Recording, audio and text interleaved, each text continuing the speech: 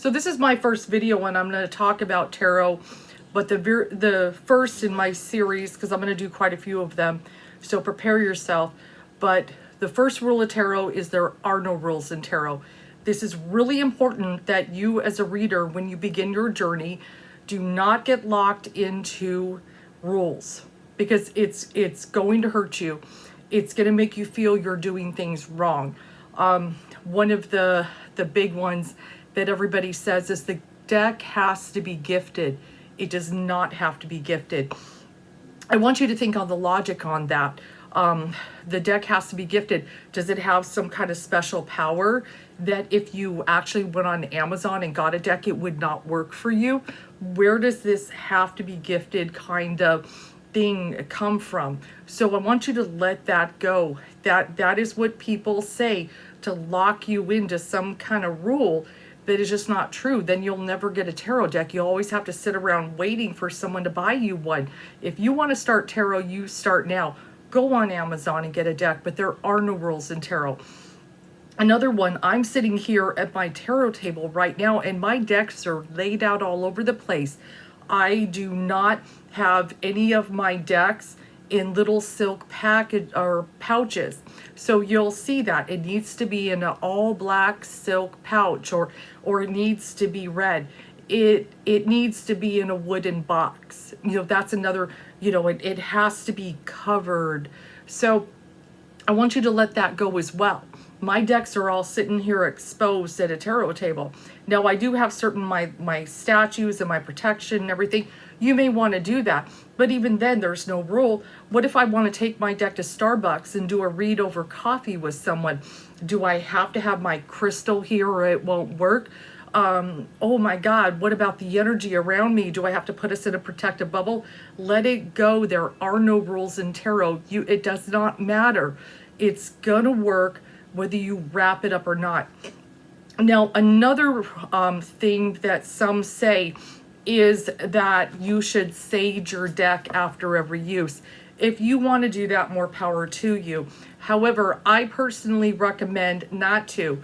If you want to sage it, like I said, there are no rules in tarot. If you feel comfortable cleansing your deck every time, that is a personal choice. I have a personal choice that I do not do that to my decks. What I have found is they build up in energy. The energy, I especially connect to the higher self. So the deck builds energy from my higher self and from spirit. And to me, it makes it stronger. It makes it more powerful. That's with me. But if you want to sage and cleanse after every use, that is totally up to you. That is not a requirement though. There are no rules in tarot, okay? It's real important to get that through your head. Don't let anybody's ideas restrict you. Another thing in tarot, you must do a layout. You know, you don't have to if you don't want to. Some people are very freestyle. They may take their deck and they're reading for you and they're just throwing down cards. And I've seen readers on Facebook and even on YouTube that are just throwing down cards, and that's the way they read, and they're totally fine with that. As long as the message comes through, it really doesn't matter. I personally like layouts, but I'll be honest. See, when I read on video chat, people don't see me read. I'm a very messy tarot reader. I will do my layout, but I'll pull clarifiers. That's another one I've seen some tarot readers say. You know, you do the Celtic cross, it should only be 10 cards, right? And there are readers that will pull that clarifier next to something. Okay, so I'm looking at the present position and I'm going to pull that clarifier because I want to see a little bit of a bigger picture and emphasize what a card means. You know, but there are some that say, oh, no, you should not pull extra cards, right? Because if you do that, that just messes up the system, you know. It doesn't. If that helps you pulling clarifiers in your layout, go ahead and do it. There are no rules in tarot. If that's the way you read, that's totally fine. And that's one of the things that's real important, is you need to have your own style and what you are comfortable with for getting the messages from spirit. If you are one who, I feel like I connect to a specific guide for my information versus a higher self, that's totally fine too. I personally aim at higher self. You may aim for that one guide that you always talk to, which is fine. Or you may say, I don't really aim at anything but my inner voice. That is totally acceptable too. There are no rules in tarot. So, and then another thing too to understand, if you want to pull oracle along with your tarot because you're reading for someone, that's fine. There's a lot of people in the tarot community who are like, ooh, oracle, that's, they're very elitist. I have noticed in tarot communities, they can be very elitist. Another one that they also say is throw away the little books that come with the cards.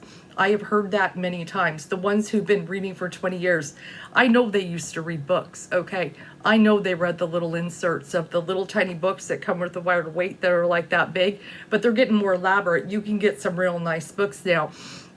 I don't really refer much to the books anymore. I don't necessarily do that, but I do read regular tarot books sometimes just to, get some new information because you're always learning in tarot. I've been doing this 20 years, but you don't stop learning. You may look at okay, I see that card in a different way now. That I never saw that before. I see it now. You're always learning. There's always new information coming in about tarot. It's constantly teaching you. So be open to that. So read the books. That's totally fine. If you're like, I don't want to read them, I just want to go in and do it that way, that's fine too. But if you see people saying don't read the books, don't listen to them. Please don't listen to them. It's good to get a little bit of a foundation in there. That's one of the things with learning tarot and so forth, is there is still a certain foundation that the cards do have. For example, the Fool, in tarot, he's kind of making the leap and he looks like he's a crazy man about to jump off a cliff. And that feeling of anxiety that we kind of feel says something to us. But then you have certain daredevils like those Aries of the zodiac who are like egging him on. Yeah, push, go, And people respond to tarot in different ways when they see the art. I want you to think of something. I want you to think of the Mona Lisa. Everybody knows the painting. As I sit here and I just mentioned her name, an image has popped into your head, what she looks like. You know exactly what she looks like. You can see it, the little smile that she makes and everything, the way she does her hands. But no two people are going to view her exactly the same way. There is a specific foundation for the Mona Lisa. You understand she was painted by Da Vinci. You do understand she is the most famous painting in the world. You do understand she is priceless. She has no monetary value. You do understand some basic foundation, but how you see the Mona Lisa, how she will make you feel through that art is completely different maybe than the person standing next to you if you were both observing her. Tarot is very similar in there is a certain foundation, with the Fool. He is zero. He is the infinite. There is a certain foundation that takes place in tarot, and you do want to learn that basic foundation that the ceremonial magicians were trying to express. There is, just don't get too heavily into the foundation, to be too heavily locked into it. Like, oh, I gotta learn the Kabbalah now. I need to learn about the Hebrew alphabet that I'm seeing all over the cards. You don't necessarily have to learn that, but if that really interests you, yes, go ahead. That could be a very good learning experience, but it's not required necessarily to do that.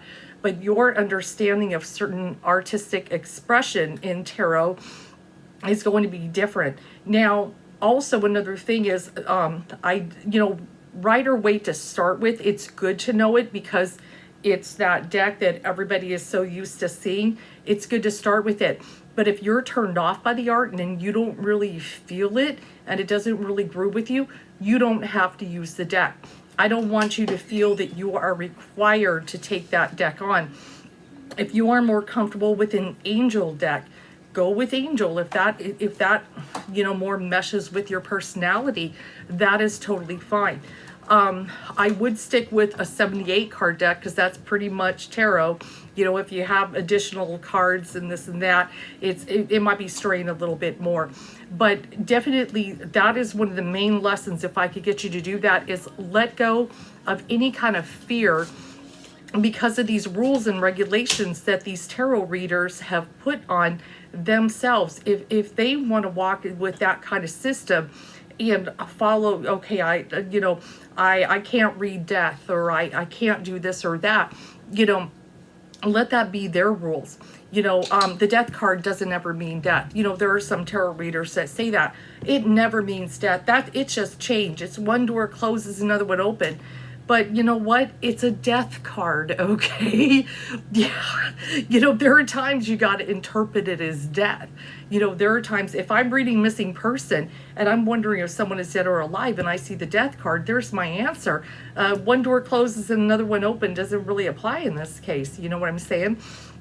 So don't also let their interpretations necessarily become your interpretation, because you may have a certain feeling. For example, another card I pulled out is the Hierophant.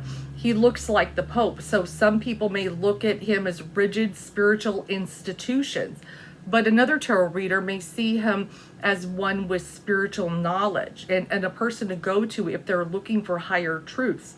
He does represent knowledge to many. When I see him in a relationship read, if he is nice and upright, I feel that he yokes the lovers together. He is bringing them together in union. And when he reverses, then he's separating them. There is a tale that the Pope, when he does his blessing, and the blessing is always done in the tarot pretty much with most depictions, is he is giving his blessing hand. And if you notice, when you look at the Devil card, you see a similar, hand there. This other shadow side, you could say, of the Hierophant is what the Devil really is. But when he's reversed, you could say that's his shadow. So he's not necessarily blessing. With the reversal, he could be cursing. So that is another reason why sometimes when I see the Hierophant in a relationship read, he's separating them. He's not approving in the union anymore. He wants them to part. But you may see the Hierophant very differently than I do. You may never be able to connect him in that capacity in a lover's reading. You may not. You may see him more as a churchy guy.